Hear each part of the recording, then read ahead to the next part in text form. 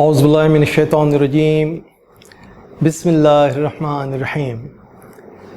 मोहतरम ख़वातीन व हज़रात और प्यारे बच्चों, अल्हम्दुलिल्लाह हम आज एटलस ऑफ द कुरान का तीसरा एपिसोड शुरू कर रहे हैं, यानी तीसरी किस्त शुरू कर रहे हैं। और आज हम इंशाअल्लाह वल अज़ीम सैयदना नूह अलैहिस्सलाम का तस्करा करेंगे। हज़रत नूह अलैहिस्सलाम का ज़माना, जैसा मैंने आपको इससे पहले बता चुका कि तकरीबन 7000 साल पर मुश्तमिल है।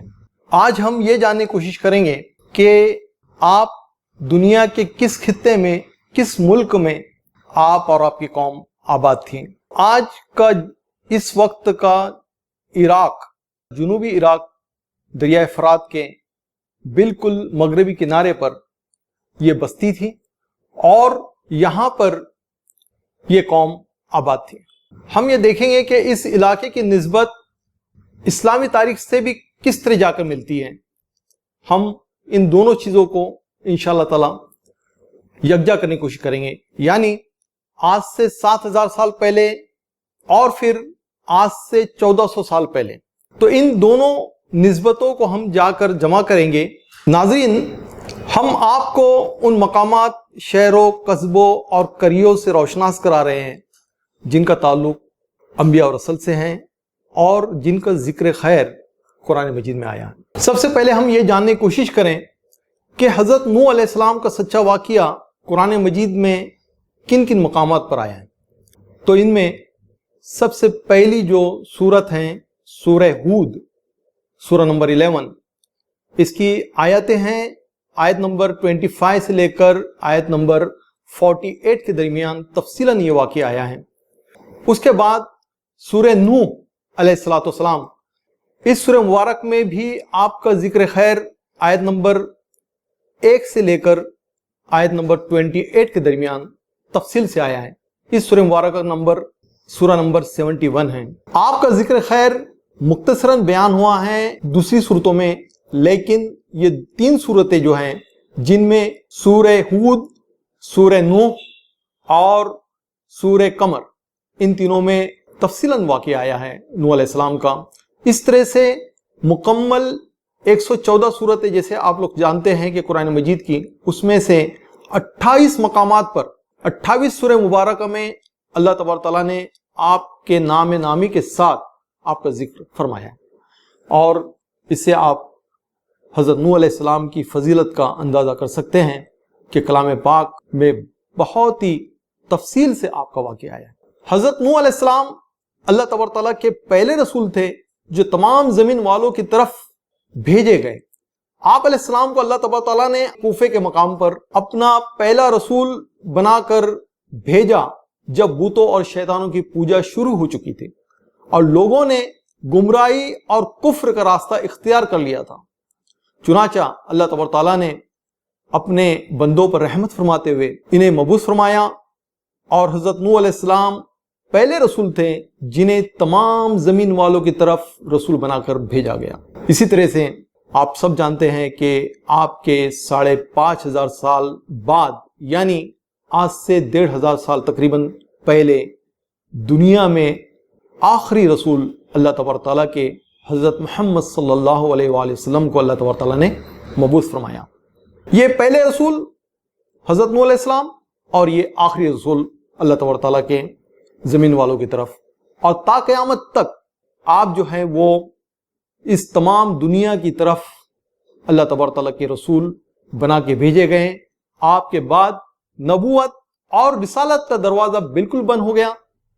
अगर कोई नबूवत का दावा करे या रिसालत का दावा करे तो वो अल्लाह के रसूल सल्लल्लाहु अलैहि वसल्लम फरमाते हैं कि वो दज्जाल होगा, क्योंकि आप पर नबूवत का दरवाज़ा बंद कर दिया गया। नाज़रीन, हम सबसे पहले ये जानने की कोशिश करते हैं कि दुनिया में बुत परस्ती का आगाज़ कैसे शुरू हुआ। इमाम इब्न जरीर रहमुल्लाह ने अपनी तफसीर में मोहम्मद बिन कैस रहमुल्लाह से रिवायत की है कि दुनिया में सबसे पहले नूह अलैहिस्सलाम के ज़माने में ये 5 बूत पूजे गए जिनके नाम वद, सवा, यगूथ, याऊक और नसर। इनकी पूजा कैसे शुरू हुई हम ये सबसे पहले देख लेते हैं कि जब ये बुजुर्ग حضرت آدم علیہ السلام اور نوح علیہ السلام کے درمیان اللہ کے ولی لوگ تھے، اور جب یہ بزرگ فوت ہو گئے تو ان کے عقیدت مند جو ان کے پیروکار بھی تھے، انہوں نے عقیدت میں ان کی کچھ تصویریں سب سے پہلے بنانا شروع کی۔ جب تصویریں بنا لی انہوں نے تو انہوں نے یہ کہا کہ ہم ان کی یاد کی وجہ سے ہمیں عبادت کا شوق زیادہ ہوگا۔ چنانچہ انہوں نے ان کی تصویریں بنا لی۔ جب یہ تصویریں بنانے والے فوت ہو گئے اور ان کی جگہ دوسرے لوگ آ گئے تو ابلیس نے ان کے دلوں میں وسوسہ ڈالا۔ دیکھیے ابلیس کا کردار جو ہے وہ بہت اہمیت رکھتا ہے۔ آپ اس بات کو اچھی طرح سمجھے کہ اللہ تعالیٰ نے اسے اتنی قدرت دی ہے کہ وہ کسی بھی وقت انسانی شکل میں لوگوں کے پاس آ سکتا ہے۔ جیسے کہ ہم دیکھیں کہ بدر کے وقت میں ابلیس انسانی شکل میں آیا اور وہاں پر بھی اس نے لوگوں کو بہکانے کا کام کیا۔ چنانچہ ان لوگوں نے ان کی تصویریں بنائی۔ جب یہ تصویریں بنانے والے افراد فوت ہو گئے اور ان کی جگہ دوسرے لوگ آ گئے تو ابلیس نے ان کے دلوں میں وسوسہ ڈالا کہ تمہارے باپ دادا ان اولیاء کرام کی عبادت کیا کرتے تھے اور انہی کی وجہ سے انہیں بارشیں ملتی تھی، چنانچہ ان لوگوں نے ان کی عبادت شروع کر دی۔ تفسیر الطبری 14/122۔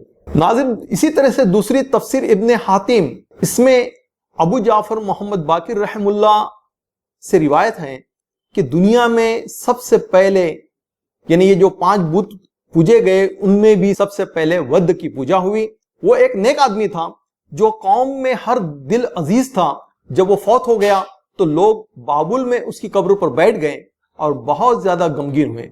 دیکھیں یہ بابل جو ہے یہ بہت امپورٹنس رکھتا ہے یہ تاریخ کے اندر بھی یہ جگہ، اور جیسے میں نے آپ کو اس سے پہلے بھی بتایا تھا بابل کے متعلق کہ یہ بہت قدیم شہر ہے، اور سیدنا ادریس علیہ السلام کی جب میں نے بات کی تھی اس وقت بھی بابل کی بات کہی تھی، آپ لوگوں کو یاد ہوں۔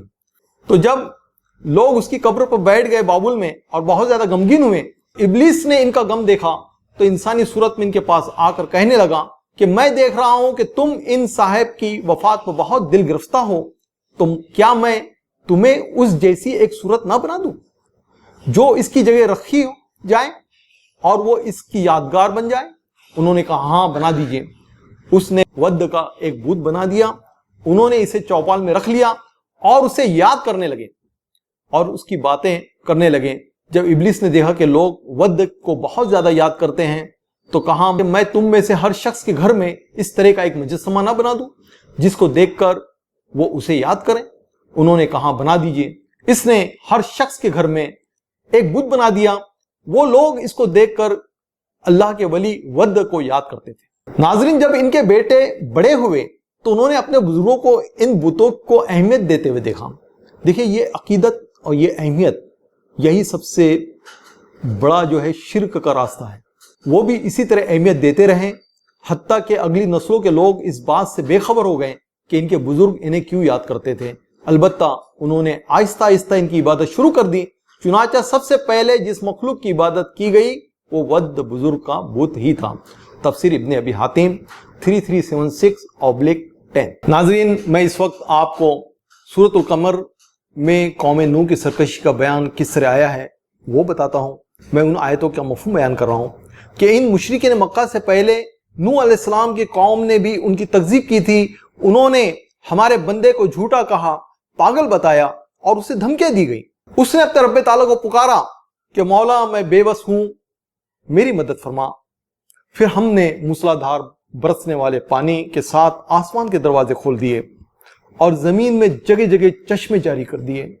اس طرح اللہ تبارک تعالیٰ کا فیصلہ پورا کرنے کے لیے زمین و آسمان کا پانی مل گیا، لیکن ہم نے نوح علیہ السلام کو تختوں اور کیلوں سے بنی ہوئی کشتی پر چڑھا دیا جو ہماری نگرانی میں چلتی رہی۔ یہ اللہ جل و علا کی طرف سے بدلہ تھا اس شخص کے لیے جس کی رسالت کا انکار کیا گیا تھا۔ یقیناً ہم نے اس کشتی کے تحفظ کو رہتی دنیا تک کے لیے نشانی بنا دیا۔ کیا کوئی ہے اس سے نصیحت حاصل کرنے والا؟ پھر کیسا رہا میرا عذاب اور میرا ڈراوا؟ یہ سورۃ القمر کی سورہ نمبر 54 ہے اور آیت نمبر 9 سے لے کر 16 تک کے درمیان کی آیتیں تھیں جس کا مفہوم میں نے آپ لوگوں کے سامنے رکھا۔ ناظرین، اب ہم دیکھیں کہ کشتی جودی پہاڑ پر جا ٹھہری۔ ارشاد باری تعالیٰ ہے سورہ ہود کی آیت نمبر 44 میں، جس کا مفہوم یہ ہے کہ حکم دے دیا گیا کہ اے زمین اپنا سارا پانی نگل جا اور اے آسمان برسنے سے رک جا۔ اس طرح پانی سکھا دیا گیا، کام پورا ہو چکا تھا۔ وَاسْتَوَتْ عَلَى الْجُودِ کہ کشتی جودی پہاڑ پر جا ٹھہری، اور اعلان ہو گیا کہ ظالم قوم تباہ و برباد ہو گئی ہے۔ ناظرین، اب ہم یہ دیکھتے ہیں کہ جودی پہاڑ یہ کہاں پر اس وقت موجود ہے۔ ماؤنٹ جودی پہاڑ اس وقت مشرقی ترکی کے شہر جزیرہ ابن عمر کے سامنے ایک پہاڑ ہے، جہاں شامی اور ترکی حدود ملتی ہیں، یہ باؤنڈریز آپس میں ملتی ہیں۔ شام کا جو شہر ہے عین دیوار کے بالکل سامنے یہ پہاڑ موجود ہیں، اور جزیرہ ابن عمر جس کو کہ حسن بن عمر الخطاب تغلبی نے بسایا تھا، یہ 250 ہجری میں اس نے آباد کیا۔ جودی پہاڑ جو ہے یہ بالکل جزیرہ ابن عمر کے بالکل پاس میں ہے، لیکن چوٹی جو ہے جس پر حضرت نوح علیہ السلام کی کشتی لگی تھی، یہ شام کے شہر عین دیوار سے بالکل سامنے نظر آتی ہے۔ جودی پہاڑ کو بائبل میں کوہ ارارات کہا گیا ہے، اور اس پہاڑ کی بلندی تقریباً 5165 میٹر بلند ہے۔ یہ پہاڑ کہا جاتا ہے کہ اس پہاڑ کی چوٹی پر حضرت نوح علیہ السلام کی کشتی ٹھہری تھی، جس کا ذکر قرآن مجید کر رہا ہے۔ ناظرین، اب ہم دیکھیں کہ قوم کتنی سرکش تھی کہ حضرت نوح علیہ السلام نے مسلسل دعوت و تبلیغ اس قوم میں 950 برس تک کی، لیکن جب یہ قوم باز نہیں آئی تو اللہ کے رسول نے دعا کی کہ اے میرے پروردگار، ان کافروں میں سے کسی کو روئے زمین پر چلتا پھرتا نہ چھوڑ، کہ اگر تو نے انہیں چھوڑے گا تو یہ دوسرے بندوں کو بھی گمراہ کریں گے اور فاجر اور کافر اولاد ہی پیدا کریں گے۔ رب کریم مجھے اور میرے والدین کو معاف فرما، اور ان کو بھی جو ایمان لا کر میرے گھر میں داخل ہوئے۔ غرض تمام صحابہ ایمان مردوں اور عورتوں کو بخش دے، اور ان ظالموں کی تباہی اور بربادی میں اضافہ فرما۔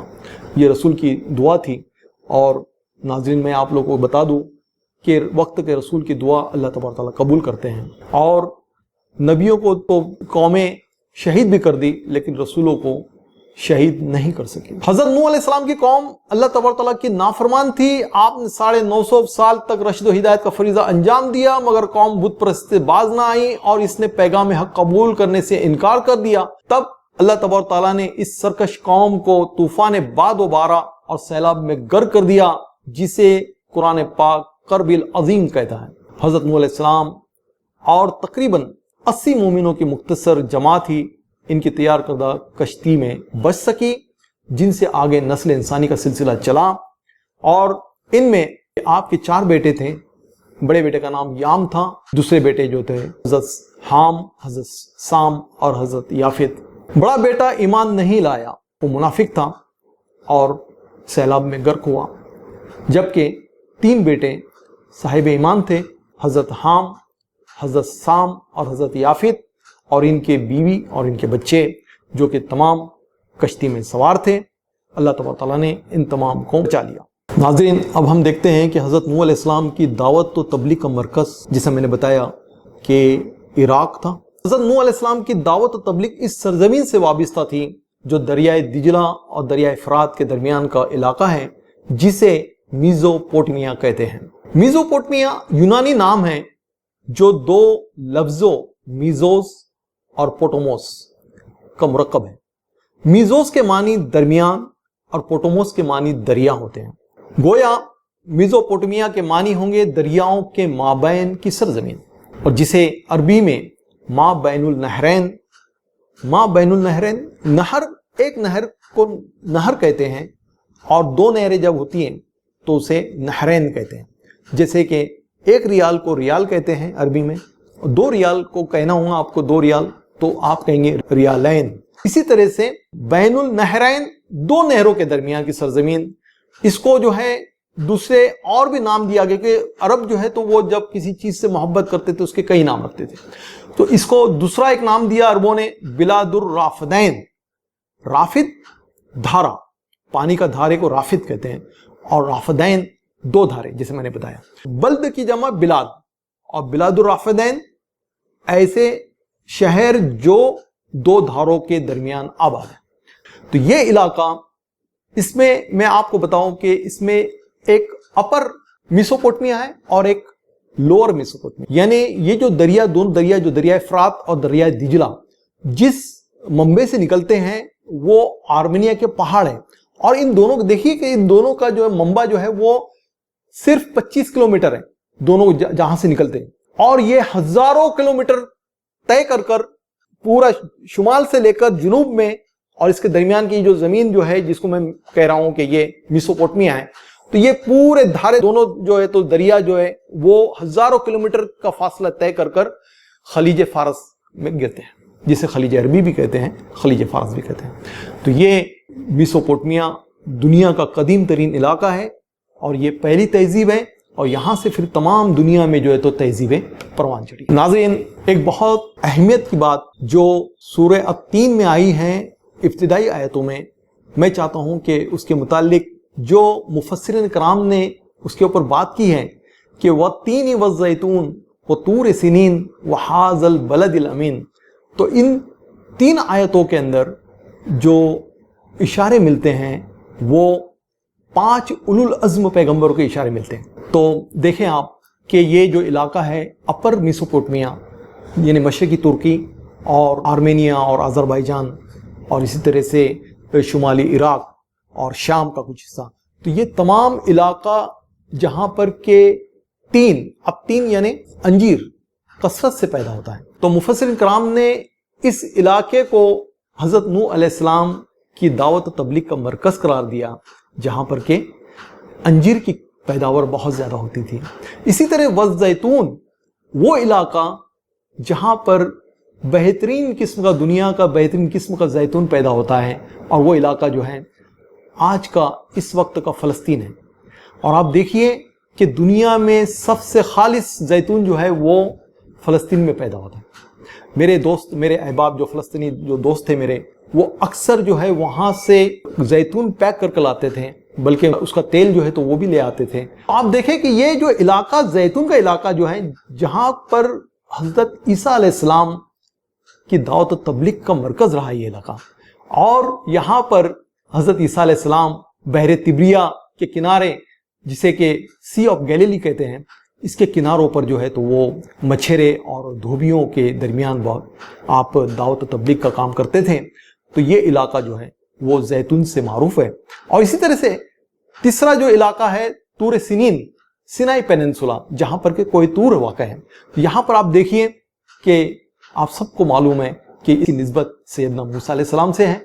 और इसी तरह से चौथी जगह जो है वो हाज़ल बलदुल अमीन, कि जहाँ कुरान पाक नाजिल हो रहा है, वो सरजमीन, वो अमानत वाली ज़मीन, वो अमीन ज़मीन, वो बलदुल अमीन, वहाँ पर उसकी निस्बत 2 उलुल अज़्म पैगंबरों से है। एक है सैयदना इब्राहीम अलैहिस्सलाम और दूसरे जो है नबी आखिर, नबी मोहतरम सल्लल्लाहु अलैहि वसल्लम जहाँ पर पैदा हुए। ये एक बहुत ही उम्दा तफसीर किसी मुफस्सिर ने बयान की थी जो मुझको बहुत पसंद आई, और तो मैंने चाहा कि आप लोग तक ये बात पहुँचा दूँ। अब नाज़रीन, मैं चाहूँगा कि इस इलाके से, जिसको मैंने बताया कि मेसोपोटामिया, जो कि 2 दरियाओं के दरमियान का इलाका है, इस इलाके से इस्लामी तारीख़ यानी नबी मोहतरम सल्लल्लाहु अलैहि वसल्लम और आपके सहाबा का क्या ताल्लुक़ रहा है, हम वो देखना चाहिए। यानी अब हम 7000 साल की ज़मानी तरतीब से अब हम 1500 साल की ज़मानी तरतीब पर आ गए। तो मैं ये बताऊं कि कौम नूह के मकामात का हम जुग्राफियाई जायज़ा जब लेंगे तो हमें वो तारीख़ जो आज से 1500 साल पहले सहाबा की तारीख़ है। हज़रत साद बिन अबी वक़ास रज़ियल्लाहु ताला अन्हु ने 17 हिजरी में फ़तेह मदाइन के बाद दरिया फ़रात के पार एक फ़ौजी शहर आबाद करना चाहा। यानी मैं आपको बताऊँ नाज़रीन कि ये मदाइन जो है, ये जगह एक बहुत तारीख़ी मकाम है। जैसे मैंने आपको बताया कि बाबुल इसी मेसोपोटामिया का एक शहर है जो बहुत कदीम है। इसी तरह से नैनवा, ये भी इसी मेसोपोटामिया का एक शहर है जो बहुत कदीम है। और तीसरा शहर जो है ये मदाइन है, जिसको कि मुसलमानों ने 17 हिजरी में फ़तेह किया।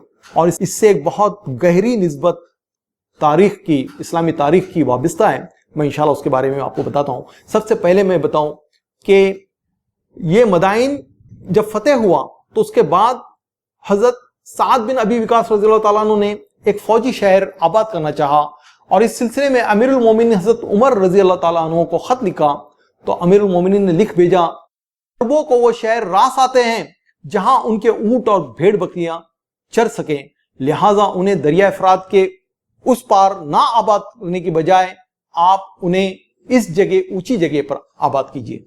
اس وقت تک اس جگہ کو، یعنی جو قوم نوح کا یہ مقام تھا، اس کو سورستان کہا جاتا تھا، لیکن عربی میں ریت کے گول ٹیلوں کو کوفان کہتے ہیں، اس لیے اس کا نام کوفہ رکھا گیا اس جگہ کا۔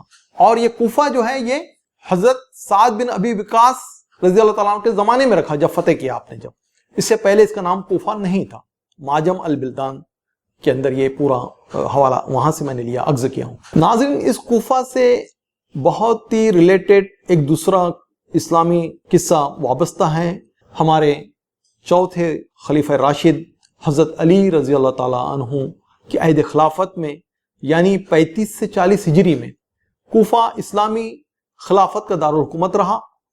کوفے ہی کی جامع مسجد میں حضرت علی کرم اللہ وجہہ پر قاتلانہ حملہ ہوا، جس میں زخمی ہو کر آپ نے شہادت پائی، اور کوفے سے 10-15 کلومیٹر جنوب میں نجف کے مقام پر دفن ہوئے۔ ناظرین، جیسا میں نے آپ کو بتایا کہ مدائن کی فتح اسلامی تاریخ میں بہت اہمیت رکھتی، وہ کیونکہ یہ جگہ پر ایران کے شہنشاہ کسریٰ خسرو پرویز کا یہ دارالحکومت تھا، اور 628 عیسوی میں، یعنی ہجرت کے صرف 6 سالوں میں، 7ویں ہجری کے اندر ایران کے شہنشاہ کسریٰ خسرو پرویز کو نبی کریم صلی اللہ علیہ وسلم کا دعوتی خط ملتا ہے، اور جسے پھاڑ کر اس نے اپنی سلطنت کی تباہی پر مہر ثبت کر دی۔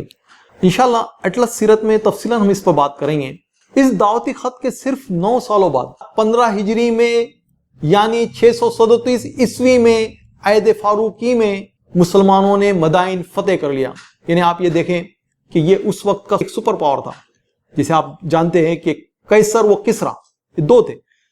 قیصر جو تھا وہ روم کا شہنشاہ تھا، اور کسریٰ جو تھا وہ ایران کا شہنشاہ تھا، اور ایران اور عراق اس وقت میں یہ ایک ہی حکومت تھی، اور اس کا دارالخلافہ جو ہے مدائن تھا۔ جب مسلمانوں نے مدائن فتح کر لیا اور مسلمانوں نے اپنے گھوڑے دریائے دجلہ میں ڈال دیے، یہ دریائے دجلہ جو ہے، ان لوگوں نے یہ سوچا تھا دریا کو یہ لوگ پار نہیں کر پائیں گے مسلمان، اور مسلمانوں کی فوج ایک کنارے پر تھی اور ایرانی کی فوج دوسرے کنارے پر تھی۔ جب دریائے دجلہ میں مسلمانوں نے اپنے گھوڑے ڈال دیے تو ایرانی دیوا آمند دیو آمند دیو آ گئے کہتے ہوئے مدائن سے فرار اختیار کیے۔ اسی پر علامہ اقبال نے ایک بہت ہی خوبصورت شعر کہا کہ دشت تو دشت ہے، دریا بنا چھوڑے ہم نے، بحر ظلمات میں دوڑا دیے گھوڑے ہم نے۔